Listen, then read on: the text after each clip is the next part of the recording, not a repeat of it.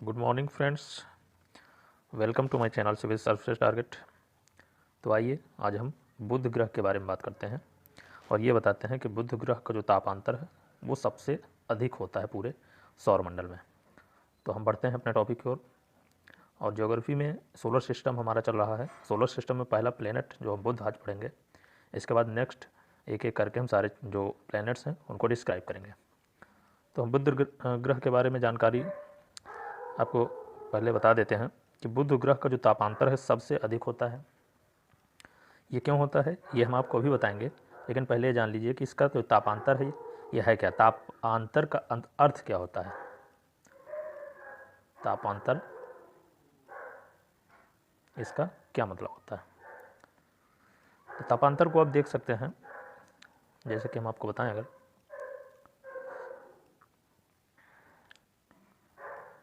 तापांतर यानी इसमें आपको दो शब्द समझ में आ रहे होंगे, एक तो है ताप और उसमें अंतर।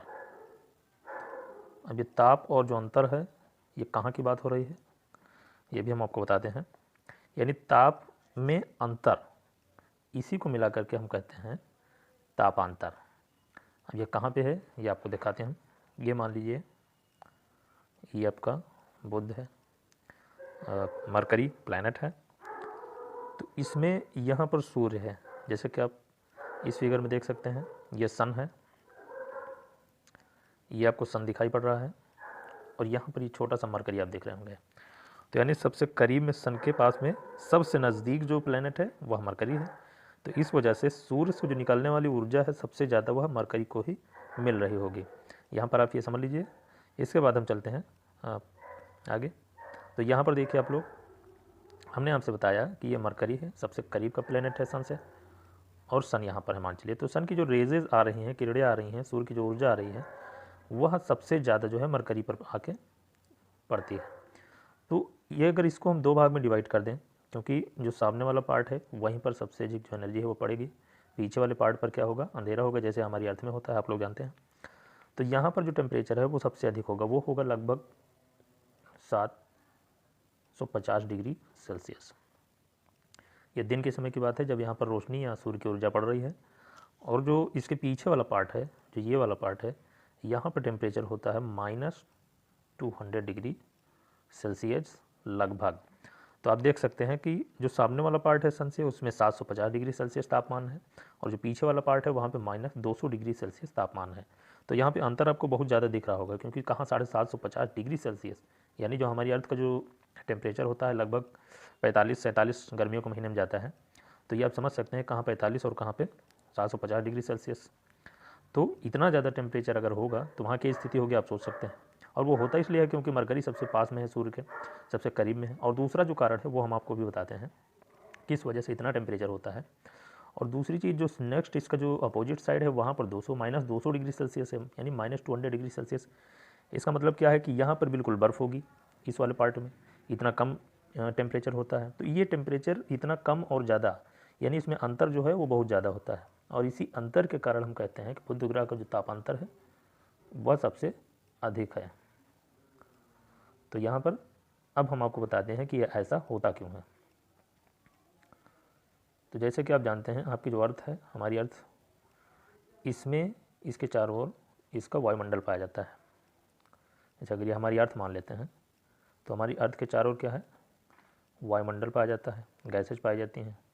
तो जब सन से रेजेस आती हैं, सूर्य की ऊर्जा यहाँ पर आती है, पहुँचती है, तो इस वायुमंडल में एब्जॉर्ब हो जाती है। इससे छन करके जो हमारी अर्थ पर पहुँचती है वो थोड़ी मात्रा में एनर्जी पहुँचती है, ऊर्जा पहुँचती है सूर्य की, और बाकी इस जो वायुमंडल है इसमें एब्जॉर्ब रहती है, और वही हमारे टेम्परेचर को एवरेज रूप में बनाए रखने का काम करती है। और रात के समय क्या होता है कि रात के समय जब सन नहीं होता है तो ये जो टेम्परेचर यहाँ पे जो एब्जॉर्ब था और जो इसमें जो यहाँ तक पहुँचा था, तो ये क्या होता है, बाहर की ओर इसका विकिरण स्टार्ट हो जाता है।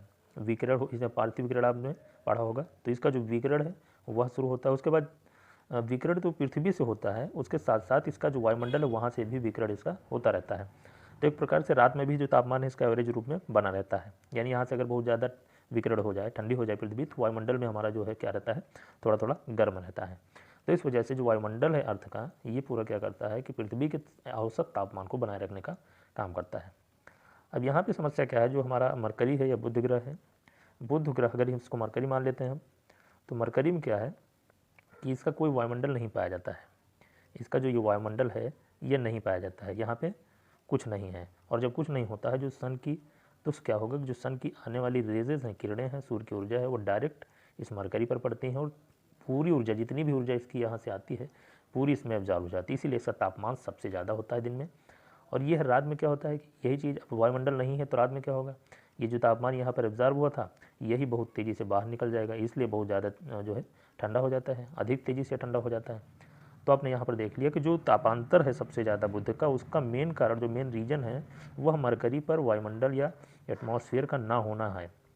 क्योंकि एटमॉस्फेयर वायुमंडल जो है वो हमारी अर्थ या फिर जो अन्य प्लैनेट्स हैं उनके जो टेम्परेचर है उसको एवरेज रूप में बनाए रखने का काम करता है। तो इस तरह से आपने इसको देख लिया, ये तापांतर इसका इतना क्यों होता है। अब हम इसको बारे में कुछ फैक्ट्स आपको बता देते हैं, देख लीजिए। तो यहाँ पे फैक्ट्स की बात करें तो सन के सबसे जो करीब है, सन के जो सबसे पास में प्लेनेट है वह है मरकरी, ये पहला फैक्ट हो गया, सबसे नज़दीक होता है ये। दूसरी चीज़ की बात करें तो यह सबसे छोटा है, यहाँ पर सबसे नज़दीक में है। और दूसरा क्या है, सबसे छोटा प्लेनेट है पूरे सौरमंडल का। और तीसरा जो फैक्ट है इसका, यह सबसे कम समय में इसकी परिक्रमा कर लेता है सूर्य की, क्योंकि पास में है तो बहुत जल्दी इसकी परिक्रमा ये कर लेगा करीब होने के कारण। तो 3 फैक्ट ये हो गए बुध ग्रह के बारे में। आगे हम बताते हैं, इस ग्रह पर जो तापमान है उसमें अतिशीतता यानी बहुत ज़्यादा तापमान होने के कारण जो जीवन है, जीवन संभव नहीं है। क्योंकि जब तापमान इतना ज़्यादा होगा तो जीवन, आप समझ सकते हैं कि वहाँ बिल्कुल भी संभव नहीं है। क्योंकि जब हमारी अर्थ होती है उस पर तापमान मात्र 47 डिग्री गर्मी में पहुँच जाता है, तो इतना परेशानी, इतनी दिक्कत हमें होती है।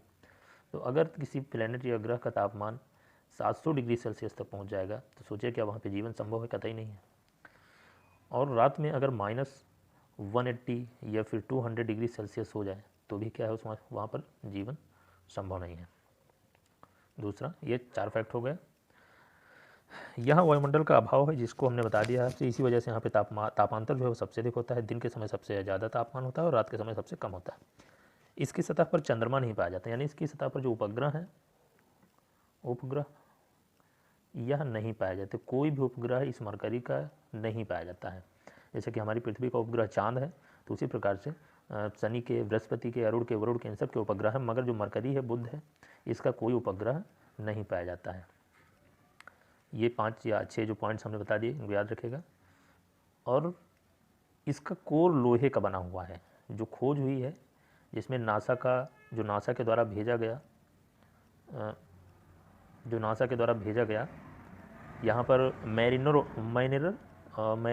10 एक प्रकार से अंतरिक्ष यान था, उसके द्वारा यहाँ पर खोज की गई। तो पता चला कि इसका जो कोर है वह आयरन का बना हुआ है, लोहे का बना हुआ है। जो इसका कोर है, कोर का मतलब ये बीच वाला पार्ट क्या है, लोहे का बना हुआ है मरकरी का, बुध का। और हम इसके आगे देखते हैं इसके क्या फैक्ट्स हो सकते हैं। और इसी मैरिनर 10 के द्वारा ही, जो अमेरिका के द्वारा या नासा के द्वारा भेजा गया था, इसी के द्वारा बुध ग्रह के बारे में विस्तृत जानकारी हमें मिलती है। और कुछ छोटे छोटे फैक्ट्स हैं, उन्हें भी हम आपको बता देते हैं बुध ग्रह के बारे में। जैसे यहाँ पर जिसका मास है यानी द्रव्यमान है वह 0.06 पाया जाता है, इसका द्रव्यमान। इसका परिक्रमण काल जो है वह 87.97 दिन है, यानी सूर्य के चारों ओर घूमने का इसका जो समय है, परिक्रमण है। इसमें जो उपग्रह हैं वह नहीं पाए जाते, ये आपको हमने बता दिया है। और इसमें जो वलय हैं, वलय आप लोग जानते हैं, वलय क्या होता है हम बता देते हैं आपको। जैसे आप यहाँ देख रहे होंगे, ये जो शनि है इसके किनारे आपको वलय देख रहे हैं गोल गोल, यानी किसी भी ग्रह के चारों ओर अगर कोई चीज़ रोटेट कर रही है, गैसेज या फिर पत्थर के टुकड़ों के रूप में, तो उसे हम वलय बोलते हैं। तो यहाँ पे शनि के चारों ओर है, मगर इस बुध के चारों ओर कोई वलय नहीं पाया जाता है। इसका जो वायुमंडल है वह नहीं पाया जाता है, वायुमंडल नगण्य है बुध का। तो ये कुछ जो 8-10 फैक्ट्स थे, इनको आप लोग ध्यान में रखिएगा, ये बुध ग्रह के बारे में है। तो आज हमने पहला आपको प्लैनेट बुध ग्रह के बारे में बताया। इसके बाद हम नेक्स्ट शुक्र के बारे में डिस्कस करेंगे अगले वीडियो में। तो सबसे अधिक तापांतर किसका होता है, बुध ग्रह का होता है। क्यों होता है? क्योंकि यहाँ वायुमंडल नहीं पाया जाता, इस कारण से ये पूछा जा सकता है, याद रखिएगा।